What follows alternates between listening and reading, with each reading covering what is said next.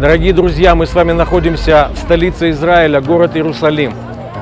Как вы знаете, в этом году нам довелось пережить здесь особенно интенсивные обстрелы. Из сектора Газа прилетали ракеты даже сюда, звучали сирены в Иерусалиме впервые за много лет. И мы приглашаем вас сегодня вместе с нами провести это небольшое расследование и попытаться все-таки разобраться, кем на самом деле является Хамас – активистом или террористом.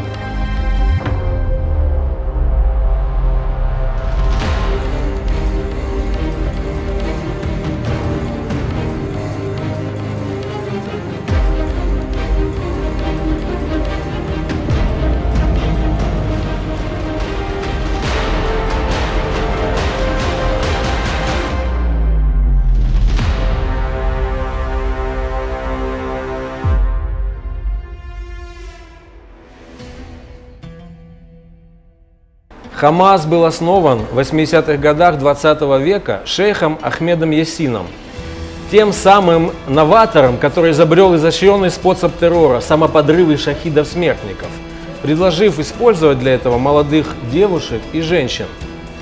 Движение отделилось от запрещенной в ряде стран организации «Братья-мусульмане», основанной в Египте в 1928 году и открывшей филиал в секторе Газа в 1967 году после шестидневной войны, когда сектор Газа вместе с другими территориями отошел к Израилю.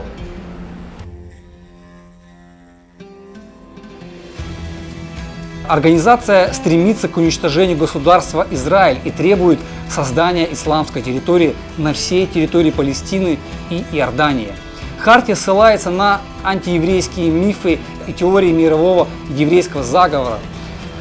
Хамас также отрицает факт массового уничтожения евреев нацистами во время Второй мировой войны.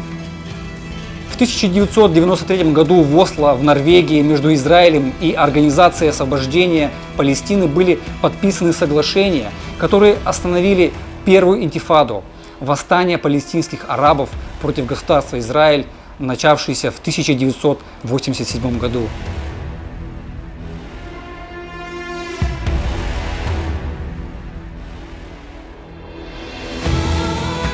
Хамас достигнутых договоренностей в Осло не признал и продолжил совершать нападения на территорию Израиля, конфликтуя с Организацией освобождения Палестины. Переговоры по поводу определения окончательного статуса этих территорий зашли в тупик с начала Второй интифады, которая началась в 2000 году. Обосновавшись в секторе Газа, Хамас продолжил совершать нападения на израильтян и ракетные обстрелы Израиля. В ответ израильская армия за все время провела 4 военных операций, чтобы уничтожить военную инфраструктуру Хамас.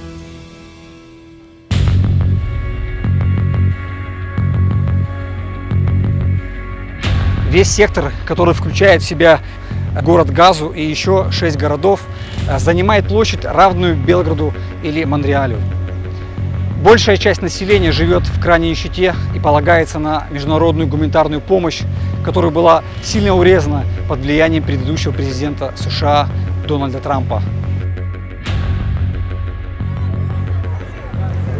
Электроэнергию, водопроводную воду, газ и нефть поставляют в Газу никто иной, как Израиль. Так же, как из Израиля в сектор поступают ежедневно порядка 150-200 грузовиков, что составляет около 5000 тонн с товарами и гуманитарной помощью через КПП Керем-Шалом.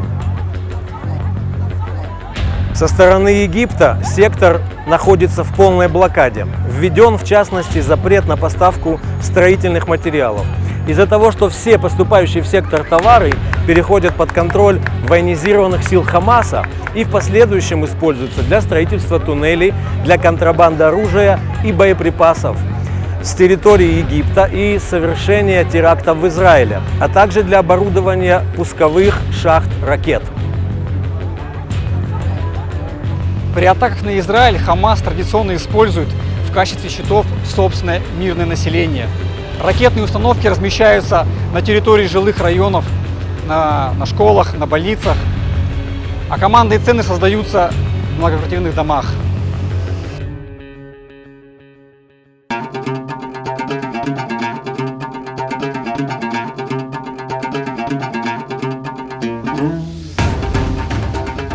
Одним из самых важных доноров и иностранных союзников Хамас является Катар. На сегодняшний день Катар перечисляет на счета Хамаса более 1,5 миллиарда евро. Другим важным союзником Хамаса остается Турция.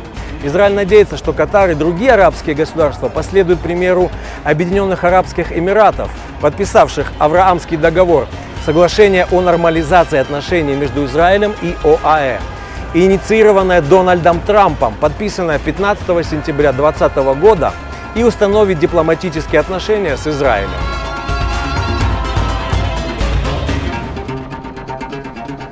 Совершенно спокойно тут не бывает по объективным причинам, о которых мы уже говорили. Но недавно в США прошли выборы, на которых победил представитель Демократической партии. А среди американских демократов встречаются люди, которые открыто ненавидят Израиль. Этим и воспользовался Хамас, для которого любого рода внимание означает финансовые поступления. Очевидно, что пока мировая общественность не потакает группировкам террористов на Ближнем Востоке, такими как Хамас, в Палестине и Израиле царит относительный мир.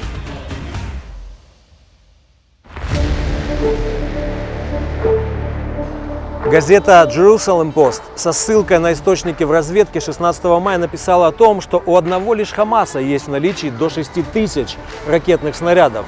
Еще 8 тысяч ракет у группировки «Исламский джихад», с которой Хамас сотрудничает.